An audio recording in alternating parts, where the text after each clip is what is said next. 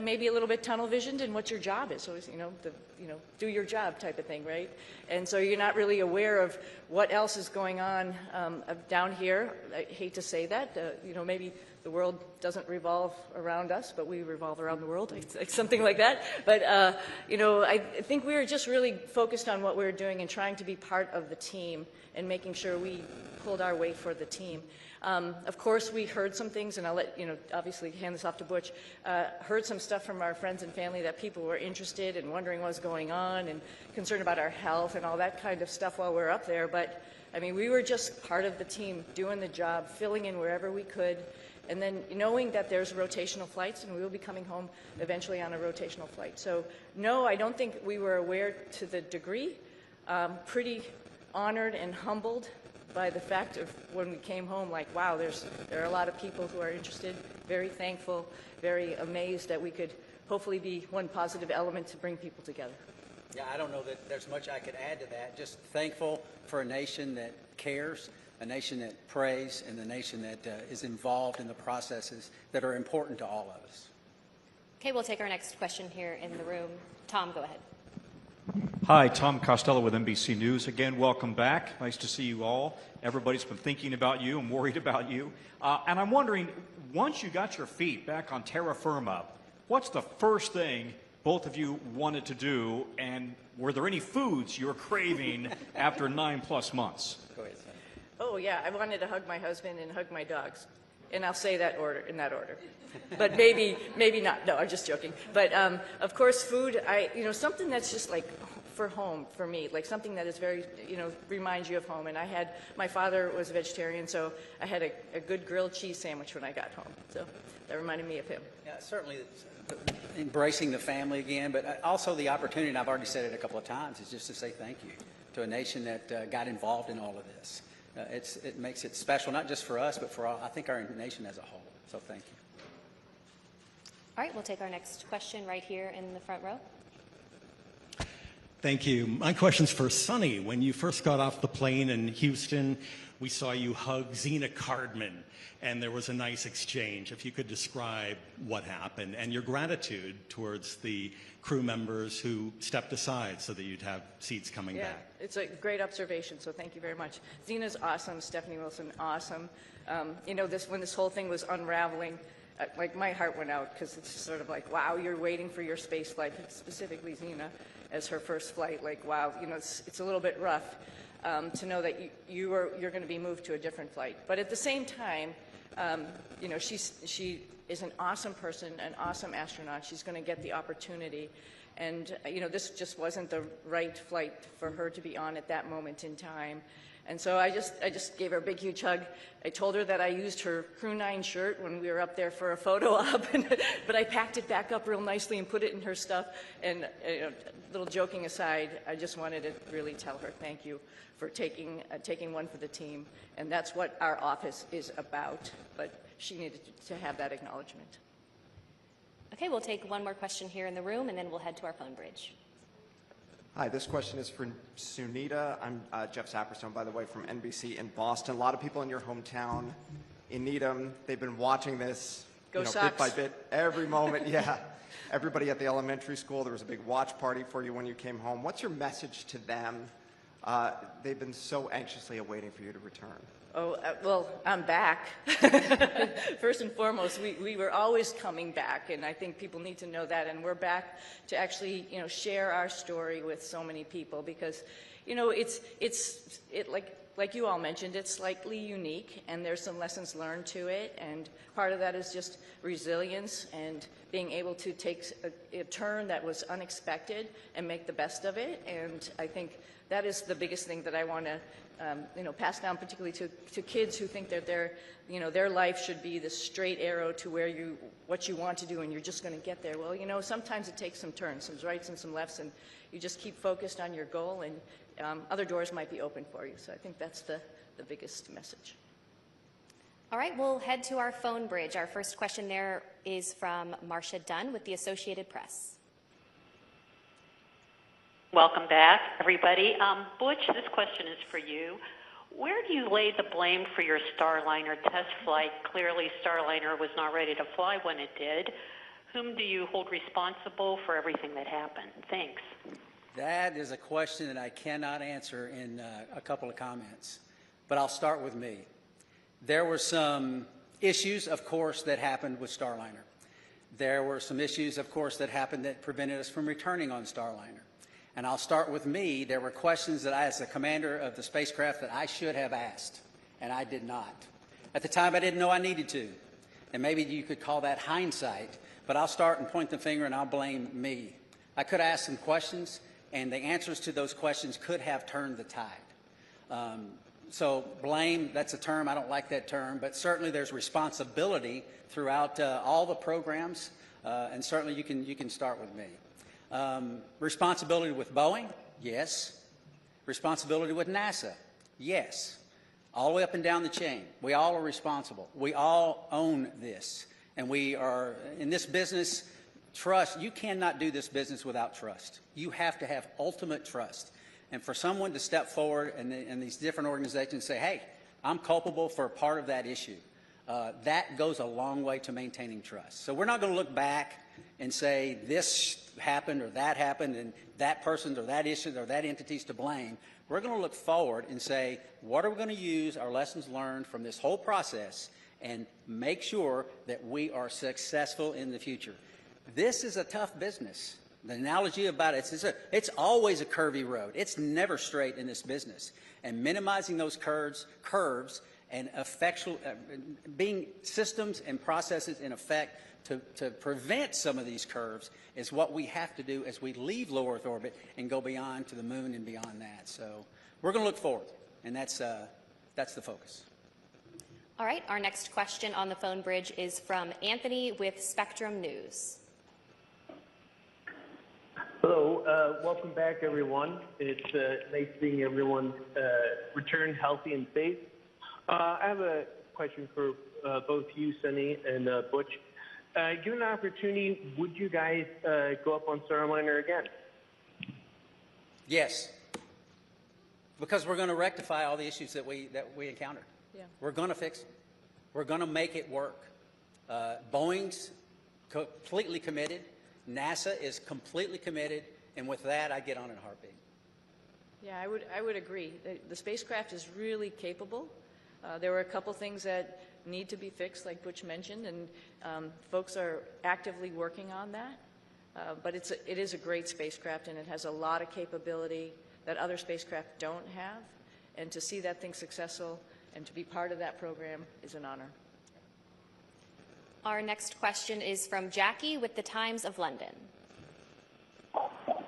Yes, hello, and welcome back to Earth. I wondered about the stuck, stranded, marooned narrative, and to what extent were you aware of that narrative playing out around that down here, and has that been frustrating for you to have to address? Thank you. I'm sorry, that was a little garbled. Oh, the stuck maroon narrative. We heard about that. Yeah, we heard about that. Somebody mentioned that. We've said this before. We had a plan, right?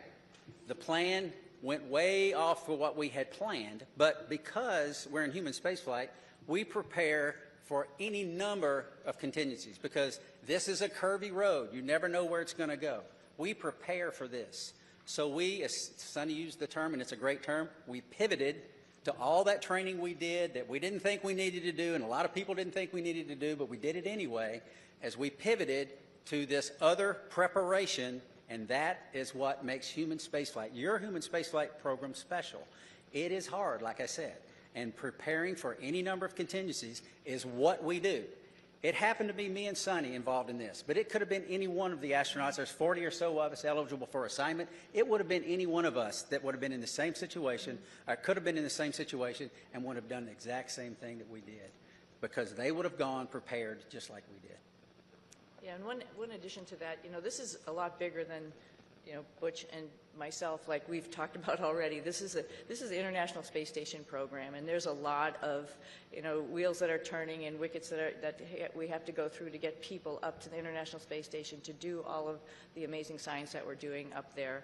We recognize that, we know that, just like anybody else in the astronaut office, and we came, as Butch has mentioned before, prepared.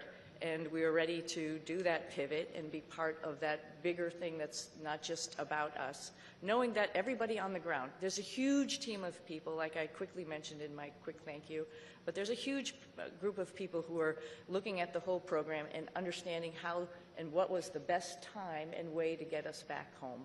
We knew that, and we were ready to wait until that decision was made, and that was fine. And I'll also add that we're grateful for people that, I don't think they were looking just at us when they make recommendations. We can do this, we can do that. They're looking what's best for the human spaceflight program, for our nation's goals. They're not looking just about Suni and Butch. And we appreciate those entities that do that and reach out and say, hey, we can do this, we can do that, we can do that. And NASA says, hey, we got a plan, we came prepared, here's what our plan is, and we think this is the best plan because it doesn't disrupt the flow of how these missions lay out. So, and that's the one we went with. Yeah. All right, we'll take our next question here in the room. Andrea, go ahead. Thank you guys for being available today. So your mission became unusually political. Given your experience, do you think other astronauts are going to get nervous that they could be caught in the middle of a political fight? And is there a point where, you know, this starts to jeopardize safety of a mission when you start looking at all these politics that come into play? Thank you. You know, I think Nick's got some good insight on this.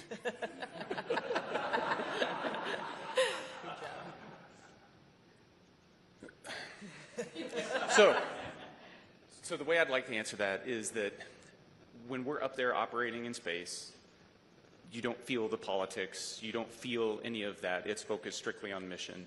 And you know, if I step back a little bit to the question before, Butch and Suni talk up here, they make it sound like, you know, well, you know, everybody figured out what they could do with us. The reality is they are highly skilled, very technically competent, and it took everything I had on every day to keep up with them as they're moving along. So they were more than just gap fillers on the station. They were productive, pushing the station mission forward. And Suni was the station commander, so she was calling the shots. So you get in that environment, that operational environment, the politics, they don't make it up there.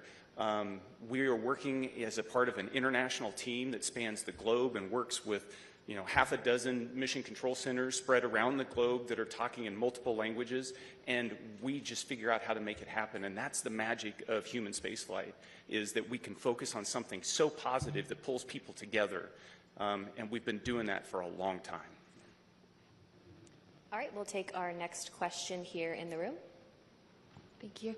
Hi, I'm Jay Wan with KPRC, the NBC affiliate in Houston. This question is for Butch. I actually stopped by your church right before I came here, and I heard that you were still attending your church services from space. Right. Can you tell me a bit about why that was important for you to do?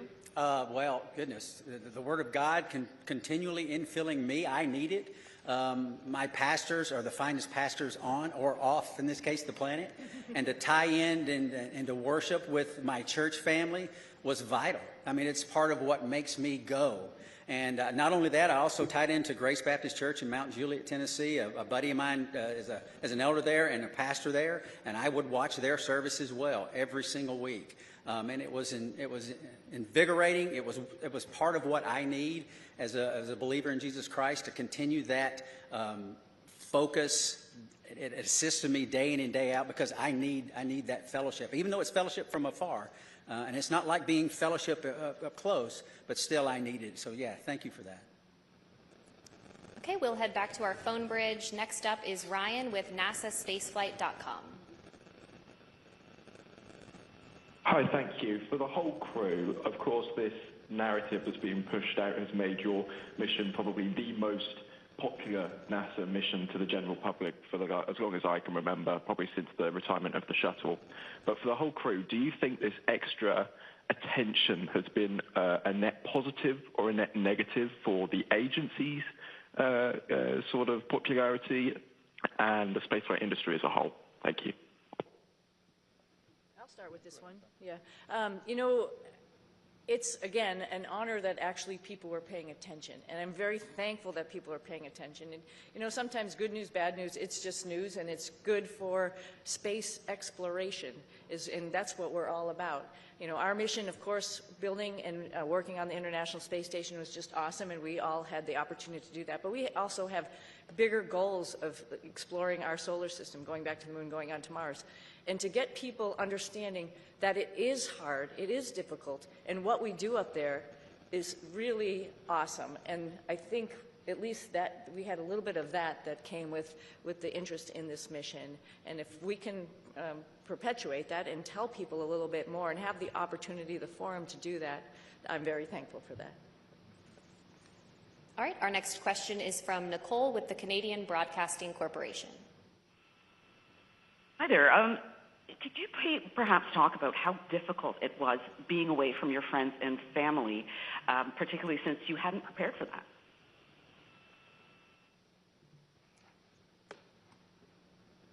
Difficult. Yes, I would say it was difficult. It wasn't in the preparation, but in my family, we talk about these possibilities.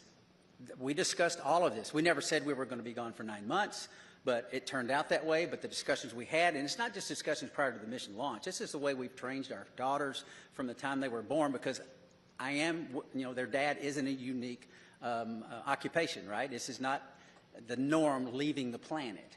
And they understand that. And they, again, use that term, pivoted and got on board, understanding that this is part of what families and these type of businesses do. And it's not just in human spaceflight. This is military, armed forces, police forces, all across all different types of occupations that are involved in the possibility of extended stays away. And we're not unique in that. And so they understand that. They have friends that have parents in other areas where they've been involved in similar type situations, and all of that came together. And, the Lord's help, we persevered, and they persevered, and I can tell you, I am very proud of them. We'll take another question on our phone bridge and then head back into the room. Our next question is from Tom with Sky News London. Hello, thanks for taking my question. Congratulations on your extended mission and your safe return. Although the political situation around this seems to bring a lot of attention to space and to the International Space Station, some of the statements that were made during your stay up there caused embarrassment to NASA, forced them to make corrections to statements. Now that you're back, did the politics around your stay make a difficult situation worse? I'm not sure I understood. I missed everything except for that last part. Yeah, you came in just, you were broken up just a little bit. Could you please try to repeat your question one more time? Yeah, I will. Yes. Can you hear me? I was asking whether, although the political wrangling around your extended stay in space brought a lot of attention to human spaceflight, some of the political statements raised caused embarrassment to NASA, forced to make denials about various things that were offered and not offered, and sometimes to your astronaut colleagues. Did the politics around your mission make a difficult situation worse? Yeah, thank you for the question. I talked about how the politics kind of, they don't make it up there when we're trying to make operational decisions. So as the commander of Crew 9, responsible for the safety of this crew and getting them back safely, I can tell you that the entire time up there, I launched with that singular objective of showing up to the station and having to integrate Butch and Suni into a crew with Alex and myself. And then we were planning, from day one to return toward the end of February. That all predicated on the fact that we would have a replacement crew show up and we'd have adequate handover with that crew before we left. That's important to maintain the mission of the International Space Station, to continue pushing research and exploration. And that was never in question the entire time. There were a lot of options that were discussed, and the ground team and the team on the ground, we've alluded to it a couple times already, is gigantic, and everybody was working with singular focus on how do we end the Crew 9 mission at the right time and maintain the safety and the success of the space station mission. Launching in September, given all the unique dynamics surrounding this mission, and coming back originally targeting the end of February and hitting the middle of March, that's pretty much on target if you look at the track record of human spaceflight. It's dynamic, it's challenging, the weather doesn't always cooperate, but we figure out how to make it work. All right, we will take our next question here in the room. DeLon Dillard, Fox 26 here in Houston. Welcome back to H-Town. Suni and Butch, both of you all have a long history of being active and athletes, but with that being said, obviously you all spent nearly 9 months in space. What does that recuperation and recovery process look like getting acclimated back here to Earth? I'll start. I can tell you we have a group of individuals, astronaut strength conditioning and rehabilitation specialists. And we are directly integrated with them day in and day out. They send us protocols to work out. And I can tell you, I'm not as young as I used to be, but I was stronger on space station doing more weight and more reps on exercises than I have in my entire life. Because this group of professionals work to get us stronger and stronger and stronger. We're trying to minimize muscle atrophy, minimize our bone loss. So if we go to other planets, the moon and other planets in the foreseeable future, that we will be able to function when we get there. It's a whole science built around this team of individuals that are working to help us better understand human physiology and what zero gravity does to it and how we can mitigate the effects of the bone loss and the muscle atrophy. So day in and day out, I worked out every single day. We went into quarantine on the 22nd of April. And starting on the 22nd of April, I never missed a single day of workout because your body can recuperate in zero gravity. It doesn't have the normal stresses of gravity on it all the time. So you work out real hard, you hurt for an hour, and it finally fades away and you're ready to go the next day. So I applaud those individuals. They are making huge gains in the preparation to go beyond low Earth orbit, and it's science that is taking place day in and day out and has for years, and we're still learning, and we're still progressing. Yeah, at like day 265 on the ARED, because it counts all your days that you go into a workout, I was thinking, I wish the hay was in the barn. But every single day, just like Butch is saying, you got to get on the machine and work out. And it actually is a really great stress relief to be able to have that time up there and run or bike or lift weights. It's really great. And the folks that Butch is talking about, is along with the nutritionists, really are looking out for us and making sure that when we get back here to planet Earth with gravity, we'll be able to function.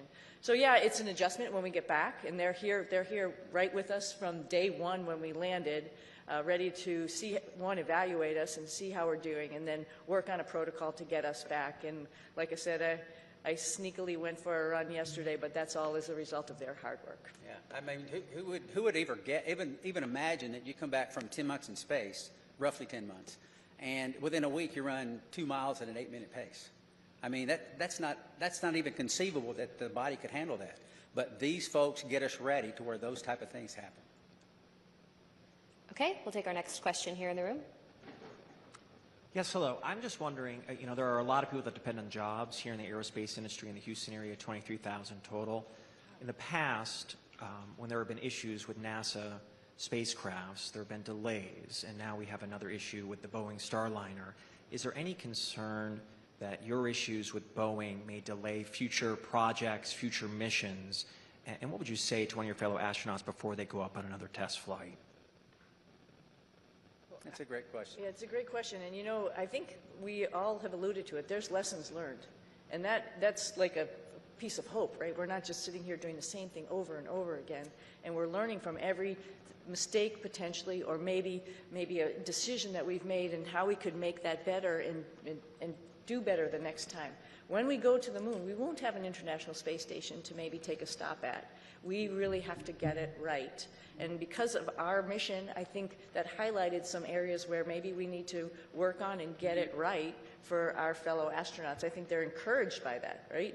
You learn and you move on and you get better. And I think that's part of the learning process. It's part of the exploration process. I mean, we are scheduled on Wednesday to meet with Boeing leadership, the program managers, senior chief engineers, to discuss some of these issues. They want to come together with us, Sonny and myself, because we lived through this with them, and get on board with what the future looks like. And having flight crew with background in test and acquisition involved in the processes going forward to make sure that we're dotting every I and crossing every T. But still, that doesn't mean that you're guaranteed success in anything. Like we've said many times, this is a tough business. And we're learning all the time to go further and further and further. We'll take another question here in the room. Hi, Ken Chang from New York Times. This is for you. I was just wondering if you could sort of talk about your personal future. Sorry. There's been a lot of talk about this uncertainty about the future of the human spaceflight program, suggestions that ISS should be deorbited in a few years, there should be a pivot from the moon to Mars. How do astronauts feel about these potential changes? And 3 years is a lot longer than 8 months. So we've each been able to do multiple missions to the space station, and I'll let Butch and Suni add on to this. But one of the things that I noticed was a dramatic increase in the complexity and just the weightiness of the experiments that we were conducting this time around on the station since 6 years ago when I was last there. And it just gives you this sense that we are in the golden age of the space station right now in terms of the return on investment and what we're able to do there. And it's not just focused on return to benefit the Earth. It's also focused on enabling all those things that we're going to need as we go to the moon and on to Mars. And so I am really optimistic when I think about the future of human spaceflight.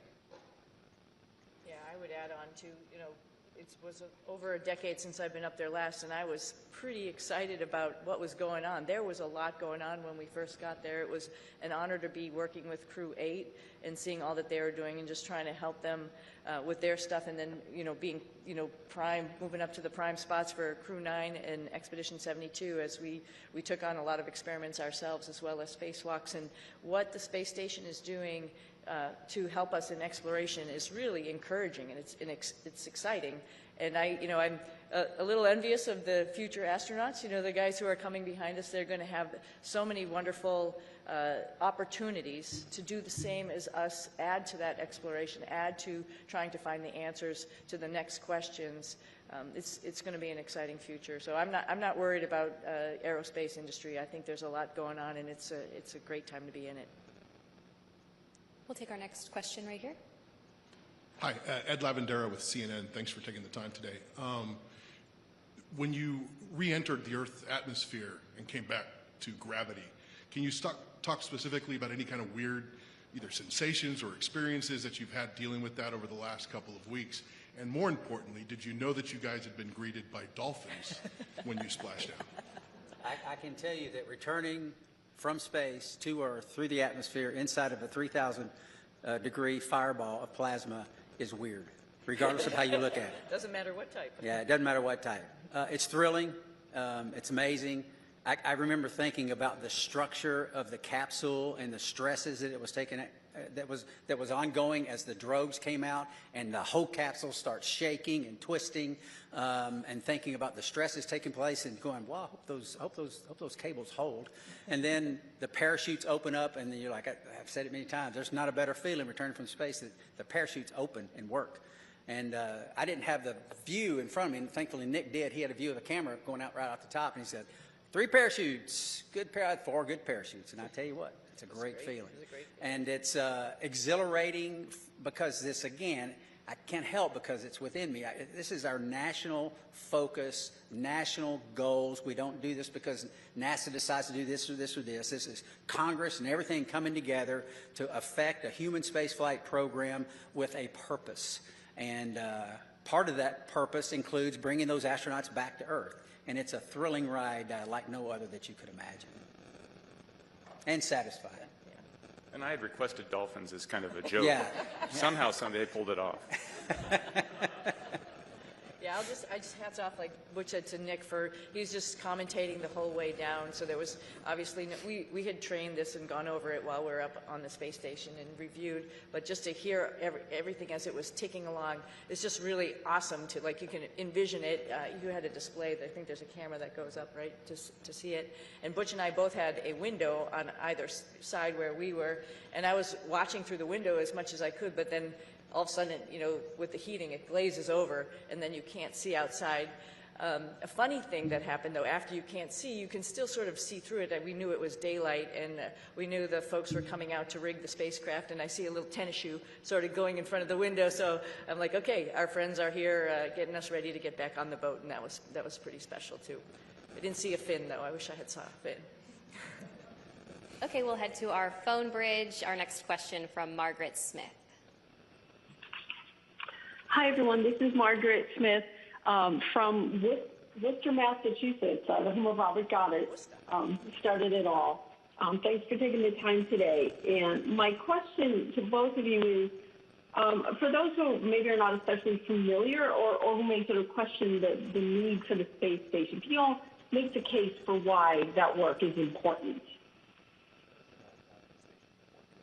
Why the space station is important? Oh, the space station is amazing, right? So just sort of like we've talked about a little bit earlier in this conversation, so we're doing a bunch of stuff, like Butch alluded to, physiology, understanding what happens to humans as they're in space for a longer period of time. That brings in lots of science experiments in chemistry, in biology. Some of that stuff all comes back to Earth because we're doing some amazing stuff in the microgravity environment. Some of it is mirrored, for example, in our own human bodies. And so there's a lot of stuff that's happening for us, for exploration, for the humans, as well as for Earth. And then, as Nick alluded to, there's all sorts of systems and other things that we're testing up there to help us take those next steps to go back to the moon and onto Mars, figuring out all these exploration systems, including docking vehicles, like different types of spacecraft that we have up there, other types of commercial spacecraft that are coming up for resupply. That's all a huge program to get us to understand how we're going to take the next steps in exploration. I can't help also but talk about STEM. I mean, all of this is STEM, right? Science, technology, engineering, and math, and I'm hoping the work that we've done up there also encourages the next generation of kids to understand how important that is and how they can become involved. We did lots of experiments up there with kids and universities and companies, trying out new guidance, navigation, control algorithms and robots that were flying inside the space station, competitions, for example, for them. And that's pretty awesome that you can really touch and talk to kids on the ground as you're doing experiments up there, and they have their finger on the pulse of science experiments, and they can understand that and think to themselves, I could be part of this one day. Our next question on the phone bridge is from Neil with ITV News. Congratulations on a great job, everyone. Suni, can I ask how your body is recovering to life with gravity after 9 months? And Butch, what's your message to others from your experience, the delays that you guys faced, and any lessons in patience for the rest of us down here? Oh, I think I'm doing okay. I was just joking around and showing off a little bit, but no, seriously, we talked a little bit about our group, the Astronaut Strength Reconditioning folks that are getting us back in shape, and every day feeling better and better. It's pretty much a miracle to see how your human body can adapt. I mean, the first day we got back, when all of us came down the ladder and greeted everybody, it was we were all a little bit wobbly at that time, and it's amazing within 24 hours how the neurovestibular system kicks in, your brain understands what's going on. And then the agility and the weightlifting that occurs in the next week that makes you feel good enough to actually, like I mentioned, go out, run, actually lift weights, get in there, do squats and deadlifts and stuff already. That's pretty incredible. So I knew it was going to happen. We all knew it. We've all flown before. We all knew that there's just this little bit of a hump to get over, and then you can get back on it. Hope to do a couple of races in the springtime. I think the clear message is that, like I said when I started, It takes a team. It takes a team of motivated and passionate individuals. We don't have a human spaceflight program. You don't have folks sitting up here in a blue suit without the massive team that's making it all happen. We get to ride the pointy end of the rocket. It is wonderful. We get to go to the space station. We're the arms and the eyes for PIs here on Earth. They're the ones that are doing the hard work. We're just setting up and doing and switching and changing. So it takes a team, and I would say any part of this team is a great and wonderful place to be, and because we're proud of all of them, because we don't have it without them. Our next question is from Marcia Smith with Space Policy Online. Thanks so much for taking my question. Butch, you mentioned that you were going to be meeting with the Boeing leadership to talk about Starliner, and I'm wondering, are you surprised that after all these months, I mean, it's been almost, 7 months since Starliner landed, that they still haven't resolved all these problems? And will you and Sunny be assigned to work with them over these next many months getting Starliner ready? Okay, so a couple of questions there. Am I surprised? I'm not surprised. I mean, this, like we've said it several times again, human spaceflight is hard. It's not that no work has been done to this point. There's a great deal of work being done. But we have insight that not many other people have. We worked this program for 6 years before we launched. We talk to everyone up and down in the chain of command, and we have insight that other people don't have. And we want to share that as much as possible. We tried to share it from orbit, but that's hard, right? We're not face-to-face is how you communicate. It's very difficult to communicate when you can't even see the other person that you're talking to. So we've had some conversations, but now it's time to get serious and get together and talk about some of these issues and some of these things and get us, and not get us. We're already tracking on the right path, but maybe a little tweaking here and there because of some insight that we'll be able to give them. That's the purpose of that meeting. And they're eager to do it, as are we. We'll take our next question here in the room. Jacob Rascone, KHOU 11. I wonder what you would say about the life lesson I think we can all relate to. We've all made plans, we've all been excited about those plans, and we've all watched those plans kind of fall apart. What would you say about what allows you to meet the moment with courage, with serenity, or maybe you didn't, internally? But what would you say about that life lesson I think we can all relate to? Well, I'll start. I'm sure you want to add, both of you, because I think every flight is a little bit different than what you go in planning it to be. It doesn't matter if it was this one or many other flights or many things in life, just like you alluded to, right? I think the go-to thought there is, what is the opportunity in front of me? Like, it's not a missed opportunity. It's actually another opportunity that I didn't really think about. And wow, that opens a lot of, like I mentioned earlier, a lot of doors or a lot of things to learn. I think it's great. I think that's the opportunity. That's the point, I think, of the whole thing is like, when something doesn't go your way, you just have to take the blinders off and look around you and see what other really great things are waiting for you. And then just take advantage of that. Learn as much as you can while you're wherever you are, whatever your situation is, and move on from there, and then share that lesson. Well, I sort of had a similar question on orbit, and I think my answer would be similar.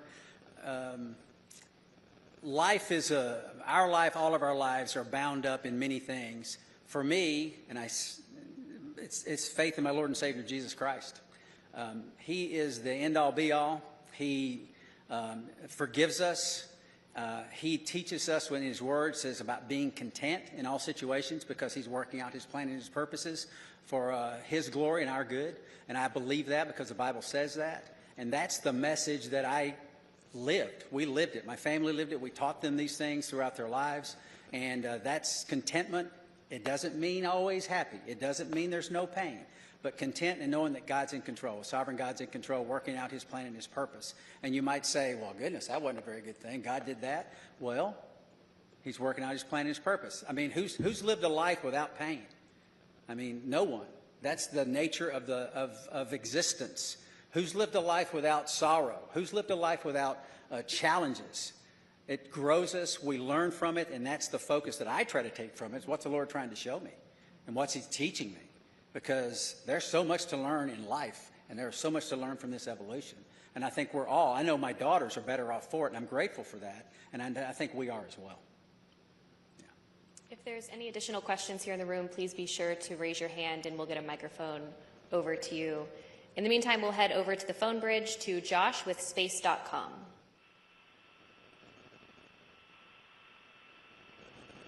Hi, Josh Dinner. Thank you all so much for doing this. This question is for all three of you. What were the most out of this world and your favorite experiments or tech demos you got to be a part of on this mission? And for Williams and Wilmore specifically, did the extension of your mission create any new opportunities for experiments or research that was not originally planned for the expedition?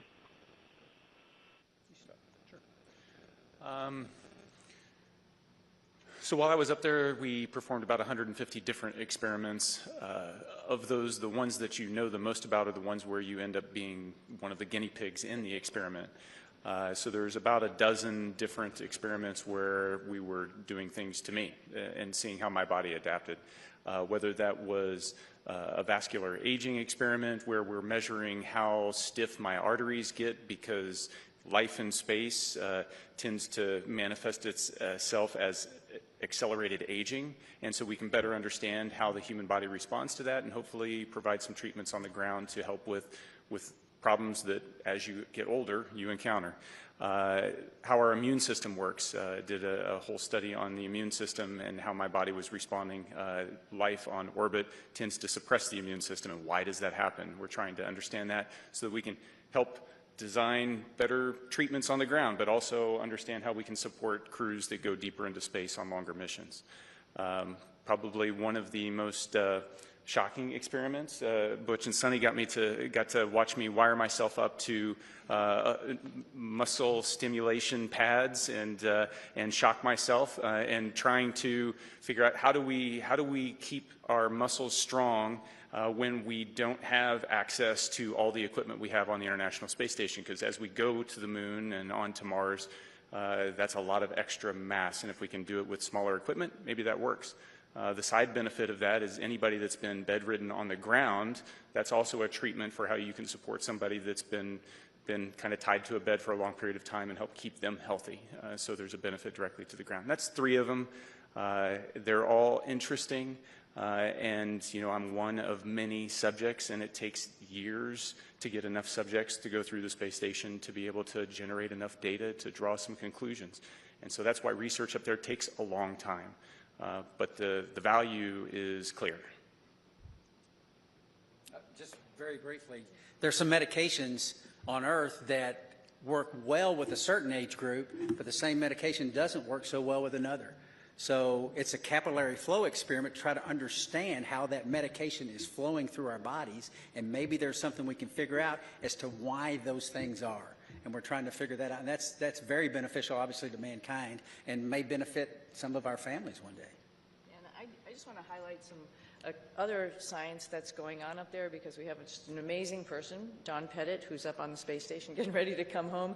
And every day he's up to something and just trying to highlight what microgravity does and how it is, as well as amazing photography, which I'm sure a lot of you have probably seen out there. And the fact that he can take a picture of a red sprite or a blue jet and have a picture from the space station looking down on a lightning cloud is just incredible, and it enlightens all of us into what is actually going on in the universe. And that's just simply because he's curious. And that is something that's actually, like I said, we're sharing and we're showing off to everybody, like, wow, you know, we think we know what's going on, but we really don't. And if you just open your eyes and make some observations, like Don does every morning at 4 a.m., we'd learn a whole lot. Yes, so it's a great place. Don's taking potatoes he's growing and the nitrogen produced in the roots of the potatoes to nourish the peanuts that he's growing. I mean, it's pretty special. He's a special guy. He's awesome. Our next question on our phone bridge is from Robert Perlman. Hi, for Butch and Suni, you're now the first astronauts to fly on both Starliner and Dragon, admittedly one on the way up and one on the way down. Was there anything about either spacecraft that you found you liked more about the other that stood out as a feature, especially in terms of crew amenities? Velcro on SpaceX, on Dragon. That's a crew amenity. That's a crew amenity, which would We've be talked nice. about Yeah, that. yeah, That's why I said it. yeah. You know, they're both unique and they both have their purpose and made to do the same thing, but I think what's really cool is, you know, give a problem to do for two different people and see how they solve it. Starliner is a really awesome spacecraft, like Butch had mentioned, with the integration of manual control as well as automation, as well as its vision systems. Dragon is a very comfortable spacecraft that tells you what it's doing, which is very nice versus having to interpret displays as we have done throughout the space programs with, you know, former programs, including shuttle. So they're both different, they're both unique, they both have their place in history. Very honored to have had that opportunity to see both of them up close and personal and ride them both. I don't know if I have a preference, honestly. They're both great for different reasons. Our next question on the phone bridge is from David Curley. Thank you very much. Butch, you mentioned lessons learned. Sonny, you mentioned earlier about the ability of the Starliner. When you meet with Boeing, what is the overarching message you'll deliver to the company? We don't have enough time to go into all that. If you understand the spacecraft that we have now, we have Dragon, we have Orion, and we have Starliner. In my opinion, Starliner has the most capability when you think about its ability to maneuver automatically, you think about its ability to maneuver manually in all phases of flight, and then we have a mode, if those modes have failure modes, we have a backup mode where we can go directly from controllers to the reaction control system jets and maneuver the spacecraft. There's no spacecraft that has all of this capability. I mean, I jokingly said a couple of times before we launched that I could literally do a barrel roll over the top of the space station. I would never do that, but you can in this spacecraft. It is very, very capable. If we can figure out a couple of very important primary issues with the thrusters and the helium system, Starliner is ready to go. We have to do some tests. We have to do some integrated tests. We have to bring it all together in a process of qualification that is not going to happen overnight, but it has to take place. And Starliner will be right in line with the number of missions that Dragon and affect what it is designed to do. And that's ferry crews to and from the International Space Station and cargo. And I think that very quickly we can get on that track, and that's part of the discussions that we'll have. Our next question is from Carolyn with Fortune Magazine. Hello, thank you, and welcome home. Can you share maybe any special times or conversations you've had just with family or friends since you've been home? Conversations you've had with family and friends since you've been home? Since we've been home. Well, for me, it's making plans. My family had been making plans while I was gone because we thought we were only going to be gone for about a week and a half, 2 weeks or something. And so there was definitely plans throughout the summer. There's plans throughout the fall. Personally, we have a house up in New England, and my husband's been talking about when we're going to get up there and do a lot of fun stuff up there. And I think that's probably appropriate when it gets hot and humid here in the summer, right? Take a little reprieve up there. So those are mostly the conversations about just like, what's next? What's next on the list? What else do you want to do? Where else in the world would you like to go see? Because when you come back from space, it's really hard to sit where you just are because there were so many amazing places that you saw, like Patagonia, for example. For me, it was like, there's a bigger bucket list than I had when I left, which is unfortunate for my family, but we're all going to, or fortunate for my family, we're all going to be taking some trips. So I think that's mostly the conversations about just being home and enjoying each other's company and going and seeing new things. Yeah, I think when you've had this period of recuperation and getting back in the swing of life on Earth, it's pretty close as far as the people that you interact with, your family, folks at church. So I think my message, at least in the short term here, has been thank you for the support of us. Thank you for the support of my family. But then it goes beyond that to my home state of Tennessee. There's an immense amount of support by my family there and friends there and the whole state, as a matter of fact. Tennessee's a wonderful state. put in my pitch for Tennessee. But getting up there eventually and relaying the same thank you to them and to, like I said, to a nation that cares and a nation that prayed. And this opportunity right now to say thank you to our nation, our wonderful nation. Our next question on the phone bridge comes from Utarish. Go ahead. Welcome, everyone. My question to Suni is that Indian Space Research Organization, ISRO chief, has said that India wishes to utilize your expertise in space exploration. So is there any scope of hope that we can see you working or collaborating with ISRO, that is Indian Space Research Organization, in future? And second part of this question is, while being in ISS and seeing India from space, is there any moment you would like to share? How does India look from space, Tony?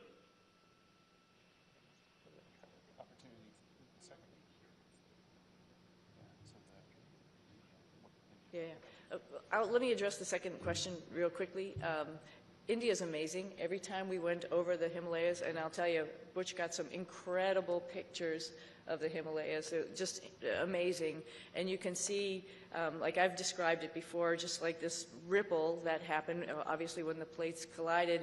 And then as it flows down into India, it's many, many colors. I think when you come from the east going into like Gujarat and Mumbai, the fishing fleet that's off the coast there gives you a little bit of a beacon that here we come. And then all throughout India, I think the impression I had was it was just like this network of lights from the bigger cities going down through the smaller cities. Just incredible to look at night as well as during the day, highlighted, of course, by the Himalayas, which was just incredible as a forefront going down into India. I hope, and I think for sure, I'm going to be going back to my father's home country and visiting with people and getting excited about the first, or not the first, but the Indian astronauts who's going up on the Axiom mission coming up.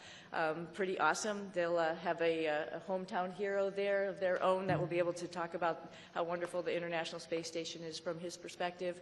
But I hope I can meet up at some point in time and we can share our experiences with as many people in India as possible, because it's a great country, another wonderful democracy that's trying to put its foot in the space countries, and we'd love to be part of that and help them along. Do you plan to take your crew members on that trip with you? Absolutely. You might stick out a little bit, but that's okay. We'll get you all primed with some spicy food. We'll be good. Okay, we have time for one final question on the phone bridge from Jim Siegel. Everybody, Jim Siegel here from Florida Media Now. Thank you for taking my question. Butch and Suni, you missed a couple of holidays while you were back up at the International Space Station, Christmas and Thanksgiving. I wondered whether you have done or are planning to do anything special with your family and friends for those holidays. Thank you. I don't think we missed them. Right. I think we celebrated every single one. We actually had a reindeer that we built and rode like a bull. I don't know if you saw those pictures, but we celebrated in style. Trust me. Oh, yeah. And Nick was great because he came up anticipating that we were all going to obviously be there for those holidays. So he was like Santa Claus, had his little bag of goodies for all of us, and it was pretty awesome to have the holidays up there. It's pretty unique, and not many of us get to do that, so it was a lot of fun. But this holiday season will be special, for sure. Absolutely. Yeah. All right, that's all the time we have for today. Thank you for joining in on our news conference today, and thank you for your continued interest in NASA's SpaceX Crew 9 mission. We'll see you next time.